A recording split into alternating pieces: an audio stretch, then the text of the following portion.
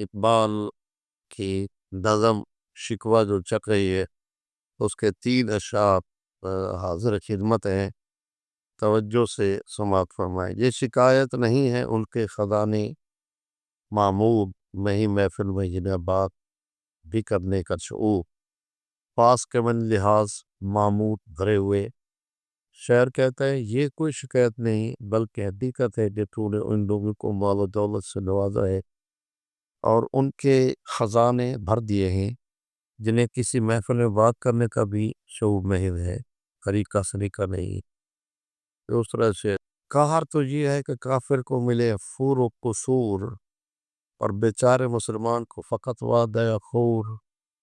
شاعر کہتا ہے وہ جو تیرے دشمن ہیں ان کو تو کسی دنیا میں محلات بھی مل گئی ہیں، لونڈیاں بھی مل گئی ہیں، کنیزیں بھی مل گئی ہیں، حوریں بھی مل گئی ہیں، خوبصورت مستورات بھی مل گئی ہیں، اور مومن کے لیے تو نے وعدہ حور رکھا ہے کہ جنت میں تو آئے گا اور تجھے حوریں ملیں گی موٹی موٹی آنکھوں والی اور وغیرہ وغیرہ۔ اب وہ الطاف نہیں، ہم پہ جنایات نہیں، بات یہ کیا ہے کہ پہلی سی مدارات نہیں۔